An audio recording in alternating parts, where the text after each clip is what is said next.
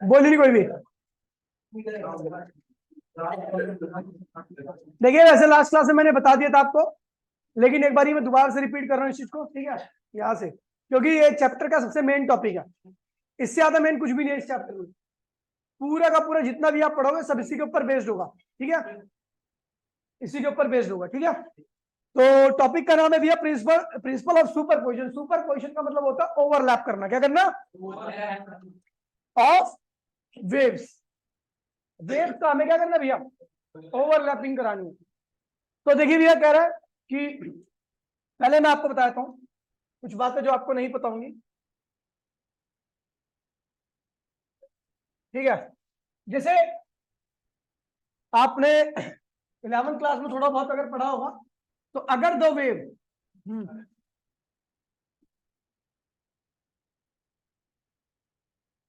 ठीक है, ये एक वेव है, ठीक है, ये दूसरी वेव है, सॉरी ये दूसरी वेव है, सॉरी यार चीची गंदा बढ़िया।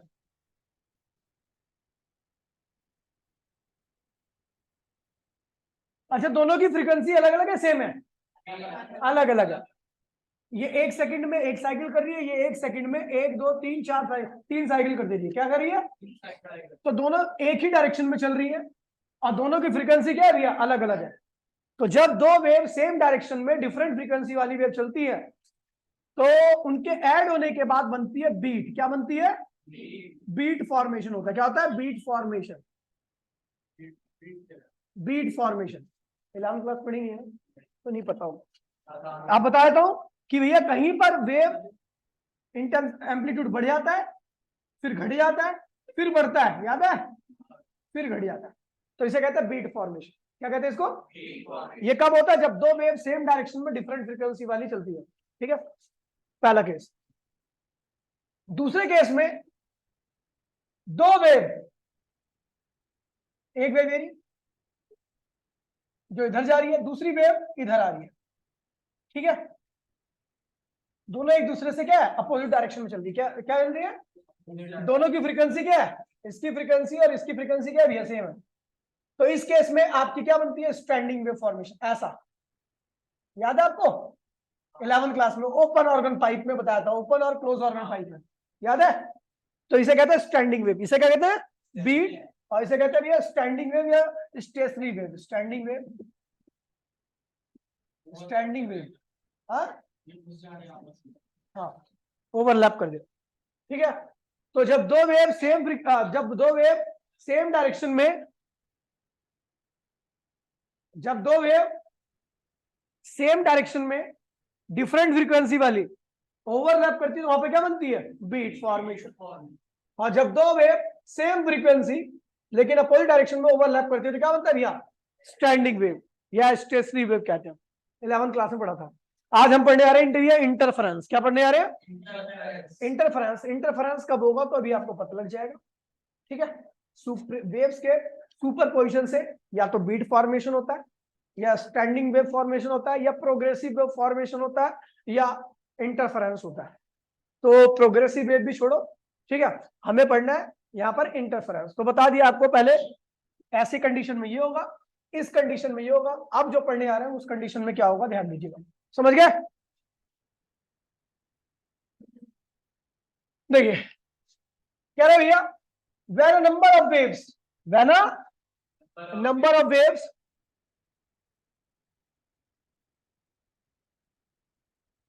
when number of wave traveling through a medium superpose, एक दूसरे को अगर वो ओवरलैप करती हैं, जो रिजल्टेंट वेव आती है और जो उसका डिस्प्लेसमेंट होता है, डिस्प्लेसमेंट समझते हो? ये मीन पोजीशन है, इससे कितनी दूरी पर जाना, यही क्या कहलाता है? डिस्प्लेसमेंट। क्या कहलाता है? डिस्प्लेसमेंट। इस पार्टिकल का डिस्प्लेसमेंट ये है, इस पार्टिकल का डिस्प्लेसमेंट ये है, इस पार्टिकल का डिस्प्लेसमेंट ये है। जो मैक्सिमम डिस्प्लेसमेंट होता है उसको हम कहते हैं एम्पलीट्यूड। क्या कहते हैं उसे? याद है? चलो ये कलर भी नहीं गिरा ना शीशे, नहीं लाइट कलर दिखेगा, लेकिन लाइट कलर इसमें दिखेगा। ये ठीक है, ये ठीक है, आएगा येलो का मत गिरा, आएगा, ठीक है। कह रहे भैया when a number of waves travelling through a medium superpose on each other, जो रिजल्टेंट वेव आती है, ठीक है, at any point, at given instant is equal to the vector sum of displacement due to the individual waves at that point। क्या कह रहा है, मान लीजिए, देखिए कह रहा है भैया ये एक वेव है, ठीक है, इसके इस वाले पॉइंट का डिस्प्लेसमेंट कितना है, y1, क्या है, y1। एक दूसरी वेव है, इसके इस वाले पॉइंट का डिस्प्लेसमेंट क्या है, इस सेम पॉइंट वही है, इसका y2 है। ये एनवी वेव है, क्या है ये, एनवी वेव है, इसके इस वाले पॉइंट का डिस्प्लेसमेंट क्या है, y1। तो कह रहा है जो इनके जोड़ने पर जो रिजल्टेंट वेव आएगी, क्या आएगी, ये रिजल्ट है, ये क्या है, रिजल्ट है, ठीक है। वो क्या होगी, उसका एम्पलीट्यूड आएगा, मान लीजिए y, क्या आएगा, y वेक्टर, क्या आएगा, ये वेक्टर क्वांटिटी होता है, ये डिस्प्लेसमेंट आपको पता होना चाहिए। तो कह रहा है जो टोटल डिस्प्लेसमेंट होगा रिजल्टेंट वेव का क्या होगा, y1 vector, y2 vector, dot dot dot dot yn vector के सम के बराबर रहेगा। समझ गए, कोई दिक्कत तो नहीं है।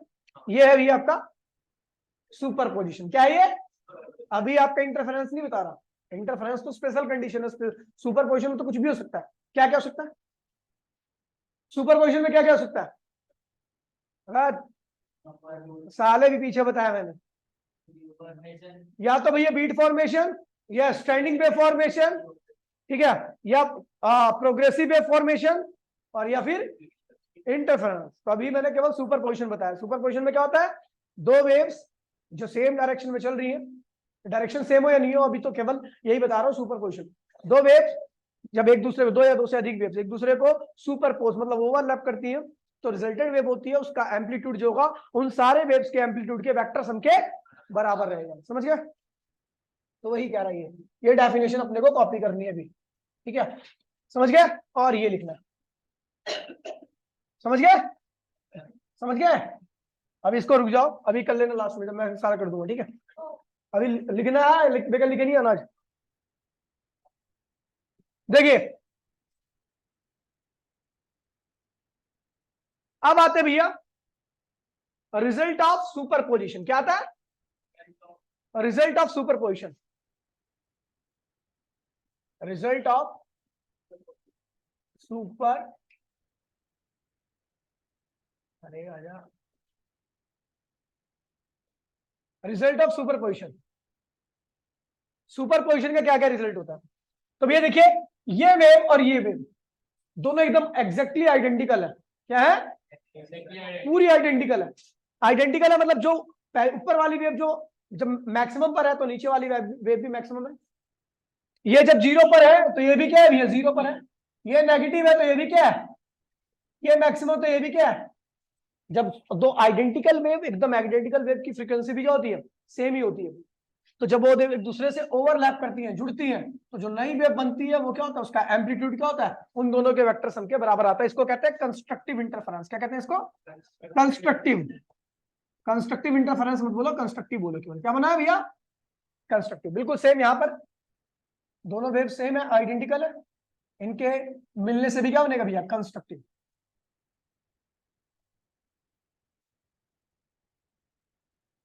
क्या हो रहा है ये,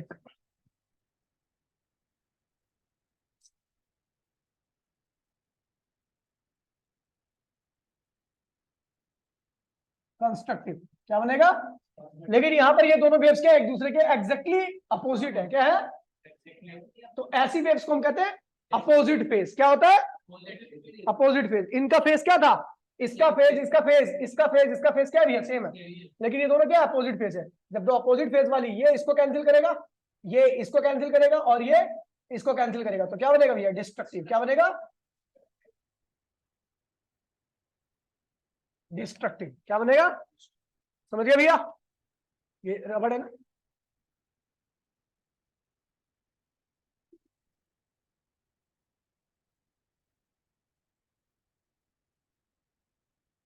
ये भैया, तो ये आपका रिजल्ट ऑफ, जब आप सुपर पोजिशन होता है, सुपर पोजिशन में आपको ये तीन पॉसिबिलिटी मिलती है रिजल्ट की, ठीक है। या तो एम्पलीट्यूड बढ़ जाएगा, या एम्पलीट्यूड क्या होगा, कम हो जाएगा, बढ़ जाएगा। समझ गया, आगे बढ़े, चलो।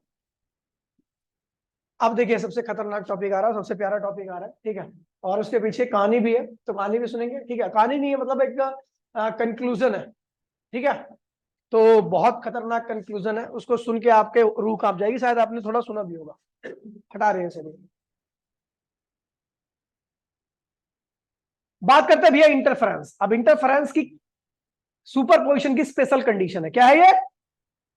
इंटरफेरेंस क्या है भैया? सुपरपोजिशन की स्पेशल कंडीशन है। सुपरपोजिशन में तो बहुत सारी चीजें हो सकती है, लेकिन जब उसमें ये स्पेशल कंडीशन रहेगी तो क्या होगा? इंटरफेरेंस ही होगा।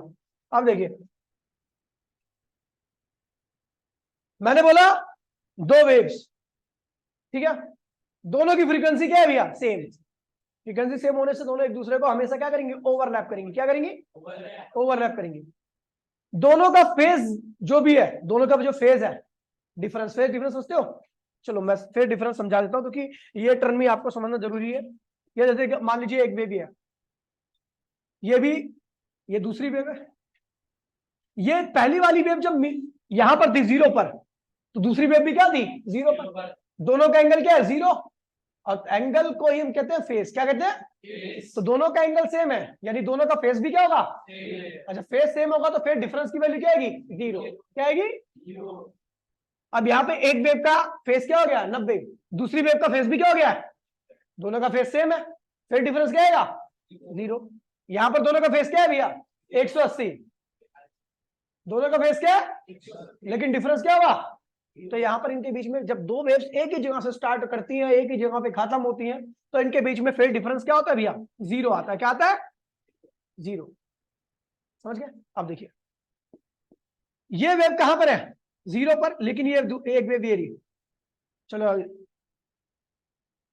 ये एक वेव है, जब ये यहां पे थी तो एक वेव यहां पे थी, ठीक है।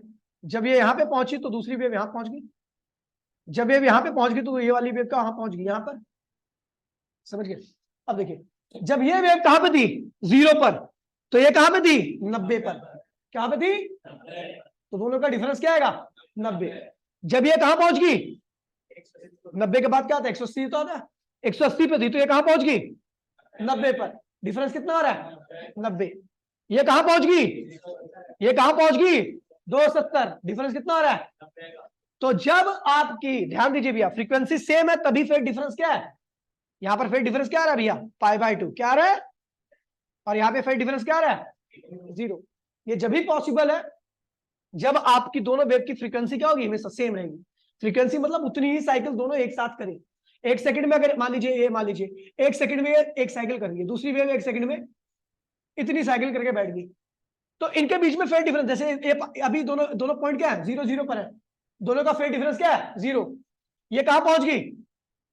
90 पर। तो ये कहां पर पहुंची होगी? 90 पर तो नहीं पहुंची ना, ये 60 डिग्री पे पहुंची होगी मान लीजिए। डिफरेंस कितना हो गया? 30। पहले जीरो था, अब डिफरेंस कितना हो गया?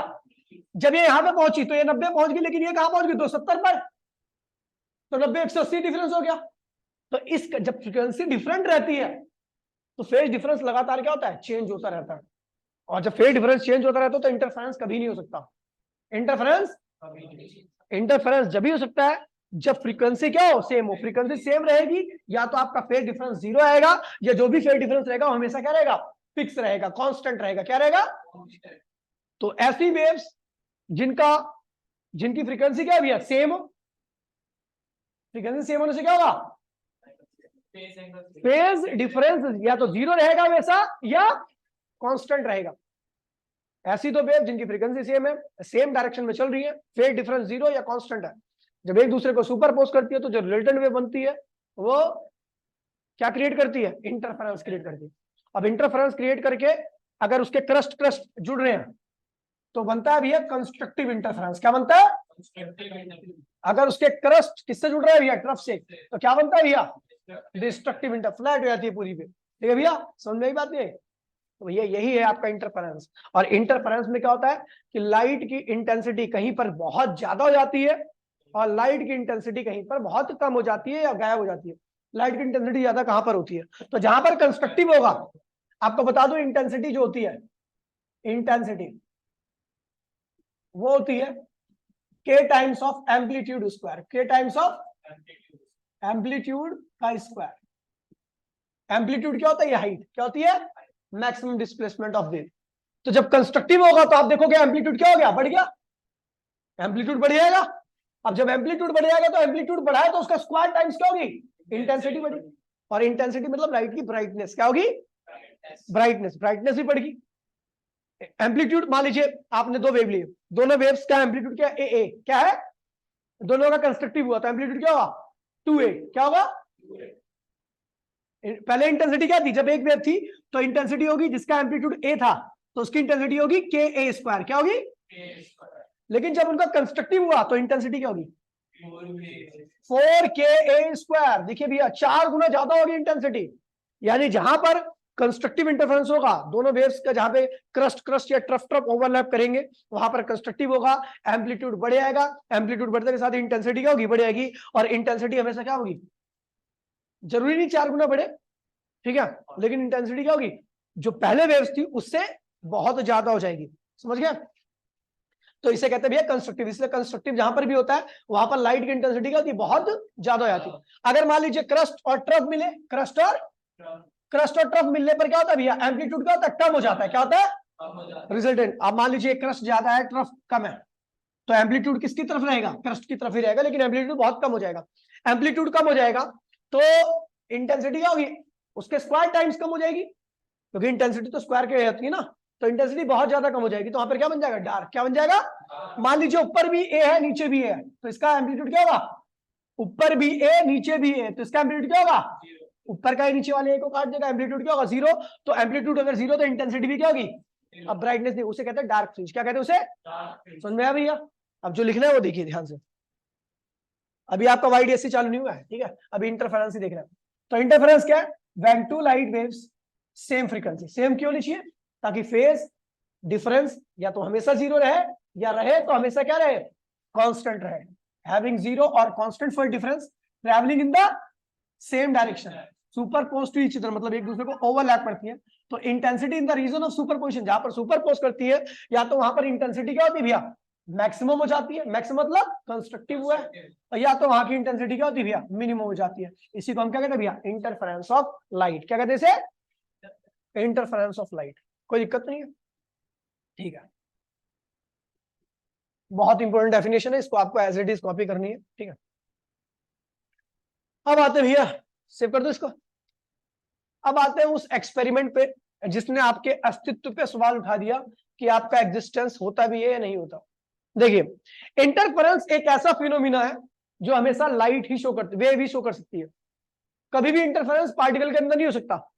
जो पार्टिकल है वो इंटरफेरेंस कभी शो नहीं करता। इंटरफेरेंस कौन शो करता है? हमेशा वेव। सुपरपोज कौन करती है? वेव्स ही करती है। सुपरपोजिशन हमेशा वेव्स के अंदर होता है। किसके अंदर होता है? ठीक है, वेव्स का सुपरपोजिशन होता है, उससे इंटरफेरेंस या बीट फॉर्मेशन होता है, ठीक है। अब देखिए क्या हुआ। एक साइंटिस्ट ने, उन्होंने एक्सपेरिमेंट किया, साइंटिस्ट का नाम यंग था, ठीक है। यंग ने आगे इसको बढ़ाया। ये यंग मतलब यंग मर गए थे, उन्हीं के एक्सपेरिमेंट को थोड़ा अपग्रेड करके किया गया। अभी कुछ साल पहले किया गया था, 5 6 7 साल पहले, ठीक है। एक्सपेरिमेंट किया गया। अब इलेक्ट्रॉन क्या है? पार्टिकल है, वेव है? पार्टिकल है भाई। इलेक्ट्रॉन का मास होता है ना, कितना होता है? 9.01 इंटू 10⁻³ किलोग्राम। अब जिसका मास है तो क्या होगा? वेव होगा, पार्टिकल कहलाएगा। क्या कहलाएगा? अगर पार्टिकल को तू यहां से फेंक के मारेगा तो दीवार पे टकराएगा, है ना, दीवार पे टकराएगा। ये पार्टिकल की प्रॉपर्टी होती है, ठीक है। तो इन्होंने क्या किया, जो ये यंग्स के डबल स्लिट एक्सपेरिमेंट को परफॉर्म कर रहे थे, इन्होंने कहा भैया इंटरफेरेंस जो होता है वो केवल वेव के साथ होता है। सबको पता भैया इंटरफेरेंस वेव के साथ ही होता है ना। और जो इंटरफेरेंस हुआ तो इसका मतलब समझ जाना किसका हुआ है? वेव का हुआ है। किसका हुआ है? अब इन्होंने क्या किया भैया? 2 स्लिट्स बनाई, 2 स्लिट्स। ये रही स्लिट, इसे कहते हैं स्लिट। इसको क्या कहते हैं भैया? हम स्लिट कहते हैं। क्या कहते हैं? यहां से इलेक्ट्रॉन बीम छोड़ा गया, यहां से इलेक्ट्रॉन बीम छोड़ा गया, इधर से, ठीक है। स्लिट नहीं कोई नहीं, वो अभी काम का नहीं है ना, वो ऐसे बता रहा हूं। इलेक्ट्रॉन बीम छोड़ा गया, यहां से ऑब्जर्वेशन की गई, स्क्रीन पर ऑब्जर्वेशन की गई, मतलब आंख टक टक टक टकी लगा करके देखा गया इसको। जब देखा गया इसको तो भैया कितनी स्लिट है? यहां पर 2 है। तो इलेक्ट्रॉन सीधा सीधा जाकर के टकरा गया किस पे? स्क्रीन पर। ये क्या है भैया? स्क्रीन है। क्या है ये? स्क्रीन है। अब इलेक्ट्रॉन तो इस खिड़की से फेंका जा रहा है, S1 S2 खिड़की से फेंका जा रहा है, और उसके जस्ट अपोजिट क्या हो रहा है, टकरा रहा है। भाई पार्टिकल है तभी टकरा रहा है, तो ये तो ठीक था कि भैया इलेक्ट्रॉन पार्टिकल है इसलिए सामने वाले खिड़की पे आके टकरा रहा है, ठीक है। लेकिन जैसे ही यहां से ऑब्जर्वेशन हटाई गई, जैसे ही ऑब्जर्वेशन हटाई गई, तो भैया तुरंत क्या हुआ, यहां पर इंटरफेरेंस हो गया। वही इलेक्ट्रॉन जब यहां से छोड़े गए, फेंके गए, तो इधर क्या हुआ, इलेक्ट्रॉनों ने इंटरफेरेंस को शो कर दिया। मतलब इलेक्ट्रॉन जब यहां पे टकराया तो यहां पे क्या हुआ, ब्राइट फ्रिंज बना, इधर डार्क, यहां पर ब्राइट। ये फ्लोरोसेंट स्क्रीन थी, क्या थी ये, फ्लोरोसेंट स्क्रीन। वो स्क्रीन होती है जब जहां पर अगर कोई चार्ज पार्टिकल टकराता है ना, तो लाइट उत्पन्न करता है। क्या करता है, जब यहां से छोड़ा गया, पहले जब ऑब्जर्वेशन की जा रही थी, तो ऑब्जर्वेशन से यहां पे जब इलेक्ट्रॉन यहां से छोड़ा गया, तो भैया केवल दो जगह पे लाइट के स्पॉट दिख रहे थे। इसका मतलब इन्हीं दो जगह पर इलेक्ट्रॉन क्या कर रहा है, टकरा रहा है, और यहीं पर क्या हो रही है, ब्राइटनेस आ रही है। लेकिन जैसे ही ऑब्जर्वेशन से ये निगाहें हटाई गई और इलेक्ट्रॉन को छोड़ा गया, तो इलेक्ट्रॉन कहीं पे ब्राइट, कहीं पे डार्क, कहीं पे ब्राइट, कहीं पे डार्क, कहीं पे ब्राइट, कहीं पे डार्क। समझ गया क्या हो गया, ये इंटरफेरेंस आ गया। क्या आ गया, इंटरफेरेंस भी तो होता है, कहीं पे ब्राइट, कहीं पे डार्क, कहीं पे ब्राइट, कहीं पे डार्क, ऑल्टरनेट एकदम। समझ गए। इसका मतलब जब ऑब्जर्वेशन की जा रही थी, 50 बार इन्होंने, हजारों बार रिपीट किया, उन्होंने कहा चलो देखो हो सकता है गलती हो, लेकिन हर बार यही रिजल्ट आया। जब ऑब्जर्वेशन की जाने लगी तो भैया इलेक्ट्रॉन एकदम पार्टिकल की तरह बिहेव करने लगा। लेकिन जैसी ऑब्जर्वेशन की जानी बंद होगी, वैसे इलेक्ट्रॉन क्या हुआ, वेव की तरह बिहेव करने लगा। सुन तो ले, ऐसा ही, यही तो है क्वांटम वर्ल्ड। क्वांटम फिजिक्स से इसका रीजन ढूंढ पाना तो असंभव है एक तरह से, ठीक है। तो अब इसका मतलब क्या है भैया, इसका मतलब यह है, एक कंक्लूजन निकाला गया कि जब तक हमारी ऑब्जर्वेशन रहती है तभी तक ये दुनिया एग्जिस्ट करती है। जो चीज हमारी ऑब्जर्वेशन में नहीं है वो एग्जिस्ट नहीं कर रहा। ऑब्जर्वेशन का मतलब ये नहीं है कि आप देख रहे हो उसको, ऑब्जर्वेशन का मतलब ये होता है कि आप उसके बारे में सोचने लगो। आप अपने मम्मी या पापा के बारे में भी सोच रहे हो, वो एग्जिस्ट कर रहे हैं, लेकिन जब आप सोचना बंद कर दोगे तो उनका एग्जिस्टेंस क्या होगा, खत्म हो जाएगा, और वो वेव फंक्शन में कन्वर्ट हो जाएंगे। समझ गए, समझी। मतलब ऑब्जर्वेशन में वो चीज पार्टिकल की तरह बिहेव कर रही है, लेकिन जैसी ऑब्जर्वेशन से दूर हटी तो क्या हुआ, वो पार्टिकल फंक्शन खत्म हो गया, क्या हुआ, वेव फंक्शन आ गया, और वो वेव की तरह बिहेव करने लगी। और वेव का एग्जिस्टेंस नहीं छू सकते आप, उसको नहीं महसूस कर सकते, नहीं दे सकते। समझ गए भैया।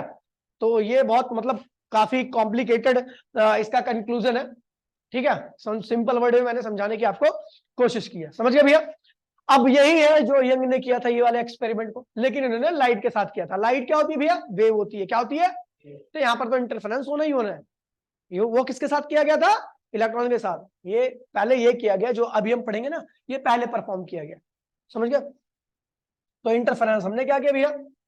अब हाँ, ये भी देख लो भैया, सुन लीजिए एक बात और इंफॉर्मेशन वाली बता दूं आपको, कि दुनिया में कोई दो, मतलब दो चीजें हैं, मान लीजिए कितनी ही आइडेंटिकल क्यों ना हो, दो लाइट एमिटिंग चीजें, दो लाइट एमिटिंग दो चीजें हैं, वो कितनी ही आइडेंटिकल क्यों ना हो, एकदम सेम एज इट इज हो, हर चीज सेम हो, लेकिन वो कभी भी एक तरह की फ्रीक्वेंसी वाली लाइट को एमिट नहीं करते। उनकी फ्रीक्वेंसी में हमेशा क्या होगा, डिफरेंस ही होगा, कुछ ना कुछ डिफरेंस होगा। और जब फ्रीक्वेंसी में डिफरेंस होगा तो उनका फेज लगातार क्या होगा, बदलेगा, और जब फेज बदलता है तो इंटरफेरेंस नहीं हो सकता। इसलिए दो डिफरेंट सोर्स से कभी भी आप इंटरफेरेंस परफॉर्म नहीं कर सकते। इंटरफेरेंस परफॉर्म करना है तो आप एक ही चीज से परफॉर्म करोगे। अब एक चीज कभी दो वेव प्रोड्यूस नहीं कर सकती, तो आपको पता लग जाएगा कि एक सोर्स से हम दो वेव कैसे बना रहे हैं, ठीक है। दूसरा कि भैया एक वर्ड आएगा मोनोक्रोमैटिक। क्या आएगा, मोनोक्रोमैटिक का मतलब होता है वो लाइट जिसके अंदर केवल एक कलर हो, जिसके अंदर केवल या तो रेड हो या वायलेट हो, जो भी हो, केवल एक होना चाहिए। एक कलर वाली लाइट को हम क्या कहते हैं भैया, मोनोक्रोमैटिक। और व्हाइट लाइट कभी मोनोक्रोमैटिक नहीं होती, उसके अंदर 7 कलर होते हैं।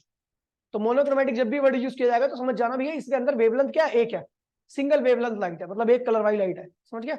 मोनो मतलब क्या होता है एक, क्रोमैटिक मतलब होता है कलर। तो एक कलर वाली लाइट को हम क्या कहते हैं भैया, मोनोक्रोमैटिक। समझ गया भैया।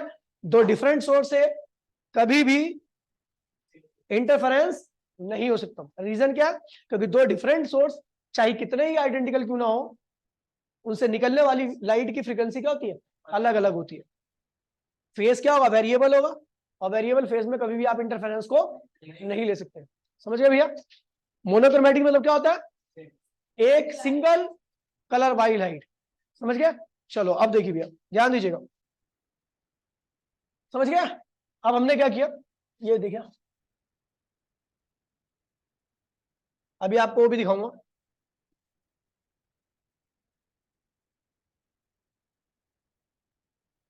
ये डायग्राम देख रहे हो, ज्यादा बड़ा हो गया।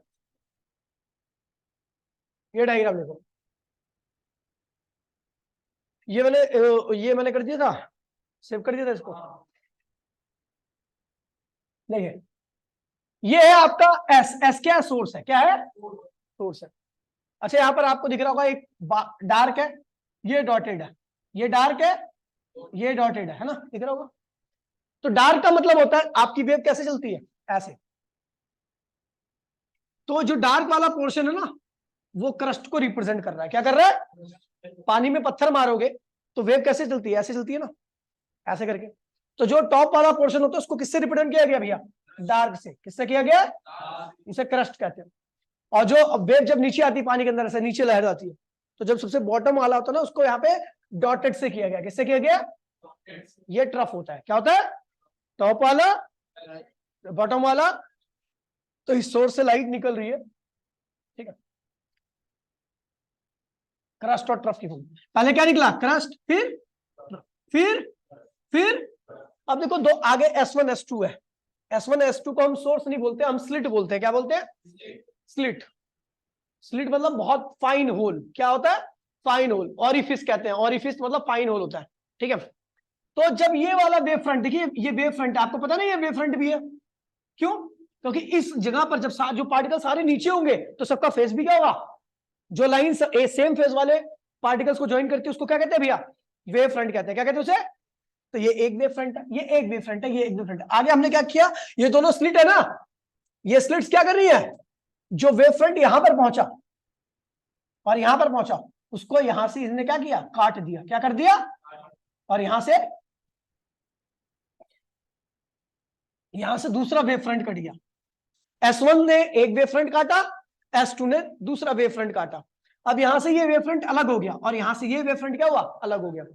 अब ये वेव फ्रंट है तो ये क्या हुआ, एक तरह से एक दूसरा सोर्स बन गया, ये दूसरा सोर्स बन गया, ठीक है। अब दो सोर्स बन गए, लेकिन दो सोर्स से एक ही वेव फ्रंट से बने ना। ये दोनों सोर्स किससे बने, एक सिंगल वेव फ्रंट से। जब एक सिंगल वेव फ्रंट से आप दो सोर्स बनाते हो तो दोनों की फ्रीक्वेंसी क्या होगी, क्योंकि वेव फ्रंट एक ही वेव फ्रंट से बने। एक वेव फ्रंट पे जितनी पार्टिकल्स होते हैं सबका फेस क्या होता है, सबका फेस सेम होगा, तो इसका मतलब सबकी फ्रीक्वेंसी भी क्या होगी, सबकी फ्रीक्वेंसी सेम है। समझ गया भैया। अब यहाँ पर हम इंटरफेरेंस करा सकते हैं, तो इसीलिए हमने क्या किया, पहले सोर्स लिया फिर दो स्लिट ली। दो स्लिट का काम क्या है, वेव फ्रंट को तोड़ करके दो सोर्स बना देना, दो आइडेंटिकल सोर्स बना देना जिनका फेस क्या है, सेम, फ्रीक्वेंसी क्या है, सेम। समझ गए भैया, इसलिए स्लिट का इस्तेमाल किया जाता है।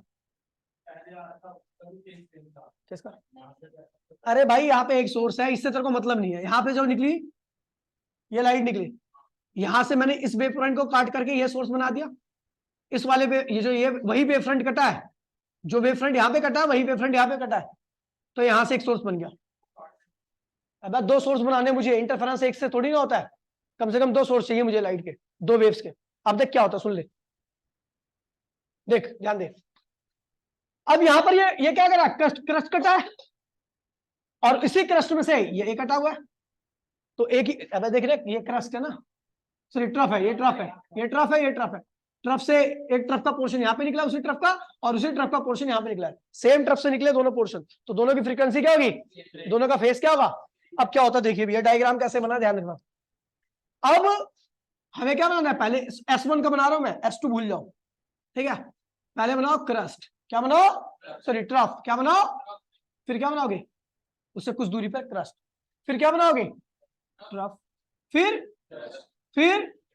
फिर ऐसे बना दोगे आप। S2 को भूल जाओ, केवल अभी S1 के लिए ही बनाओ। और जैसे आपने S1 के लिए बनाया है यहां तक बना लेना, यहां तक। जब यहां पे पहुंच जाना स्पेयर, हाफ स्पेयर, तो आप रुक जाना, ठीक है। और उसके बाद फिर क्या करोगे, S2 के लिए बनाओगे, क्या बनाओगे, ट्रफ, फिर ट्रफ, फिर ट्रफ, फिर। तो आप देखोगे ये दोनों सोर्सेस की वेव्स एक दूसरे को क्या कर रही है, काट रही है। देखो काट रही है ना, ये देखो यहाँ पे काट रही है, यहाँ पे काट रही है, यहाँ पे काट रही है, कट रही है ना। जहां पर काटती है इसका मतलब वहां पर ओवरलैप कर रही है। क्या कर रही है, ओवरलैपिंग का मतलब हो गया सुपरपोज कर रही है। क्या कर रही है, और यहाँ पर दोनों वेव्स की डायरेक्शन क्या है, सेम है, दोनों वेव्स की फ्रीक्वेंसी क्या सेम है, तो क्या बनेगा, इंटरफेरेंस। क्या होगा, और इंटरफेरेंस दो तरीके के होते हैं, एक होता है कंस्ट्रक्टिव, दूसरा होता है कंस्ट्रक्टिव कब आएगा, ध्यान दीजिए, समझ गया डायग्राम कैसे बना हुआ है? ठीक है, अब देखिए जहां पर देखिए ये देखो डॉट डॉट काट रही है, डॉट डॉट मतलब ट्रफ ट्रफ। यहां पर देखिए इस लाइन में देखो, चलो यहां से स्टार्ट करता हूं मैं, यहां से स्टार्ट कर रहा हूं, साफ दिख रहा नहीं है? यहां पर दोनों लाइन क्या है, क्रस्ट क्रस्ट है, डार्क क्या होती है, क्रस्ट, तो दोनों क्रस्ट क्रस्ट है। जब क्रस्ट क्रस्ट काटेंगे तो क्या होगा, कंस्ट्रक्टिव इंटरफेरेंस बड़ा बन जाएगा। फिर आगे देखो ट्रफ ट्रफ, फिर कंस्ट्रक्टिव नीचे की तरफ, फिर क्रस्ट क्रस्ट, फिर कंस्ट्रक्टिव ऊपर की तरफ, फिर ट्रफ ट्रफ, फिर नीचे की तरफ। आप देख रहे हो क्रस्ट क्रस्ट ट्रफ ट्रफ जब एक दूसरे को ओवरलैप करते हैं तो एम्पलीट्यूड क्या होता है, बढ़ जाता है। एम्पलीट्यूड बढ़ेगा तो इंटेंसिटी क्या होगी, और क्या मिलेगा, ब्राइट फ्रिंज। क्या बनेगा, ये रहा ब्राइट फ्रिंज, दिख रहा ना, ब्राइट, व्हाइट मतलब ब्राइट, समझ गया? अब देखिए इस लाइन पे देखिए, इस लाइन देखो यहां पर डॉट डार्क, डॉट क्या है, ट्रफ, ट्रफ का होता है नीचे और क्रस्ट का होता है ऊपर। जब क्रस्ट और ट्रफ, ये क्रस्ट है ये ट्रफ है, एक दूसरे को ओवरलैप करेंगे तो एम्पलीट्यूड क्या होगा, जीरो, क्योंकि ये दोनों एक ही सोर्स से आ रही है। एक सोर्स की से निकलने वाली लाइट की एम्पलीट्यूड, फ्रीक्वेंसी, डायरेक्शन सब क्या होता है भैया, सेम होता है। तो एम्पलीट्यूड भी क्या है यहाँ पे सेम है, लेकिन दोनों की डायरेक्शन क्या है, दोनों ने एक दूसरे को कैंसिल कर दिया। ठीक है, एम्पलीट्यूड क्या हो गया, जीरो, एम्पलीट्यूड जीरो, तो इंटेंसिटी भी क्या होगी, जीरो, यहाँ पर जीरो होगी। अब देखो इस वाले पॉइंट के लिए देखो, यहां पर फिर क्या हुआ, डार्क डॉटेड, यानी क्रस्ट और ट्रफ, क्रस्ट ऑफ काटेंगे फिर क्या होगा, क्रस्ट ऑफ काटेंगे तो क्या होगा, डिस्ट्रक्टिव। फिर यहां पर देखो dark dot, dark dot, dark dot, dark dot, तो क्या बन रहा है भैया, हमेशा हर बार क्या हो रहा है, इस लाइन में, पूरी लाइन में क्या बन रहा है, डिस्ट्रक्टिव इंटरफेरेंस। क्या बन रहा है, ठीक है, बिल्कुल सेम ऐसे स्क्रीन के ऊपर होता है और बिल्कुल सेम स्क्रीन के नीचे होता है। ये क्या होती है भैया, स्क्रीन, क्या है ये, समझ गए भैया कैसे बन रहा है? तो मैं यहाँ पे आपको थोड़ा थोड़ा हेल्प कर देता हूँ बताने, मतलब समझाने के लिए कि भैया अगर आपको देखिए कुछ ऐसा हो, मान लो कई बार बच्चों की लाइनें, डायग्राम इतना एक्यूरेट नहीं बन पाता जिन्होंने इतना बना रखा है इन्होंने। बाकी आप ये ध्यान रखना कि जिस लाइन में क्रस्ट ट्रफ, दोनों ट्रफ है, ये क्रस्ट क्रस्ट है, ये ट्रफ ट्रफ है, ये क्रस्ट क्रस्ट, ये डॉटेड है यार, जो ट्रफ लिख दे तो समझ जाना, ये ट्रफ, ये ट्रफ ट्रफ, समझ जा? तो क्या बनेगा भैया, अरे डॉटेड नहीं बन पा रहा इससे, ठीक है, क्रस्ट पे मतलब डार्क डार्क और ट्रफ का मतलब डॉटेड डॉटेड, ठीक है, क्रस्ट क्रस्ट, तो इस लाइन में पूरा ऐसे बना हुआ है। और क्या बनेगा भैया, कंस्ट्रक्टिव इंटरफेरेंस। क्या बनेगा, अब इस वाली लाइन में क्या होगा, यहां पर क्या हुआ है, यहां पर ऐसा हुआ है, यहां पर क्या बना है, क्रस्ट ट्रफ, क्रस्ट, हर पॉइंट पर crust trough, crust trough, crust trough, समझ गया भैया? तो क्या बनेगा, डिस्ट्रक्टिव, समझ गया? जहां पे क्रस्ट क्रस्ट मिले हैं और ट्रफ ट्रफ मिले हैं, एम्पलीट्यूड क्या हो जाएगा, ज्यादा, इंटेंसिटी क्या होगी, उससे भी ज्यादा।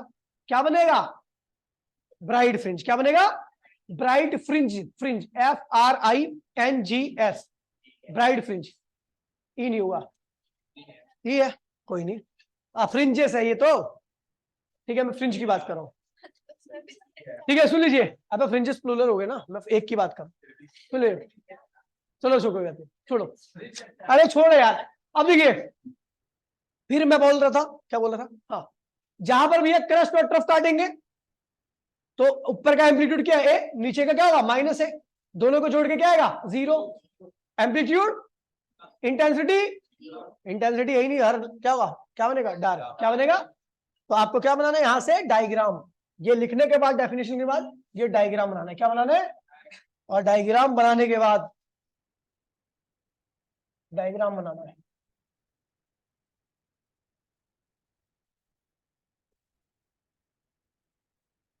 ठीक है, बिल्कुल सेम एज इट इज, ठीक है, गलती मत करना इसमें, ठीक है। और उसके बाद फिर जो मैंने बताया, जो इतनी देर चिल्ला रहा हूं मैं, वो ये लिखा हुआ है, ये लिखना है, ये जो मैंने इतनी देर से बताया ना, कहानी के अलावा बाकी सब कुछ लिखा हुआ है, ये पूरा आप लिख देना। जहां पर क्रस्ट क्रस्ट ओवरलैप करेंगे और ट्रफ ट्रफ ओवरलैप करेंगे, वहां पर क्या होगा, एम्पलीट्यूड क्या होगा, बढ़ जाएगा, और एम्पलीट्यूड जहां पर बढ़ जाएगा तो इंटेंसिटी क्या होगी, और ज्यादा आएगी, मैक्सिमम बनेगा, ठीक है। इसे क्या कहते हैं भैया, कंस्ट्रक्टिव इंटरफेरेंस। लेकिन कई ऐसी जगह पर होंगी जहां पर क्या होगा भैया, क्रस्ट ट्रफ ओवरलैप करेंगे, यहाँ पर दोनों वेव्स एक दूसरे क्या होगी, अपोजिट फेज में होंगी, अपोजिट फेज वाली क्या होगा, एम्पलीट्यूड क्या होगा, कम हो जाएगा, और एम्पलीट्यूड मिनिमम हो जाएगा, इंटेंसिटी भी क्या होगी, मिनिमम हो जाएगी। इसे क्या कहते हैं भैया, डिस्ट्रक्टिव इंटरफेरेंस। ठीक है भैया, और इसको क्या कहते हैं भैया, डार्क फ्रिंज। सुन लीजिए, हाँ नहीं ये नहीं बनाना, जो मैंने बोला वही बनाना। अब देखिए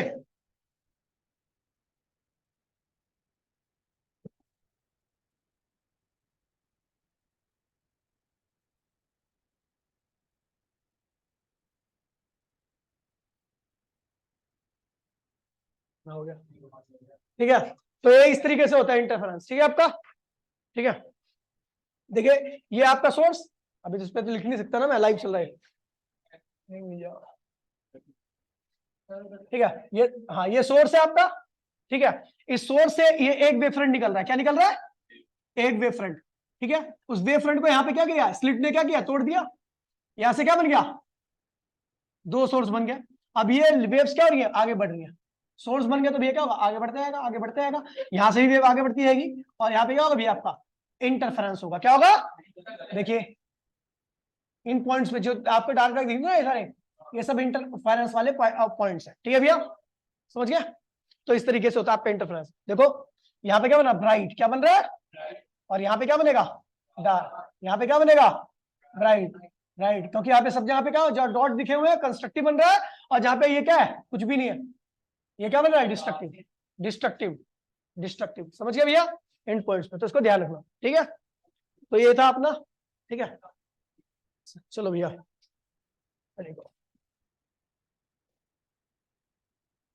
इसे घर पे कॉपी कर लेना। मिलते हैं अगली क्लास में, टाटा बाय बाय, जय हिंद जय भारत। No sir.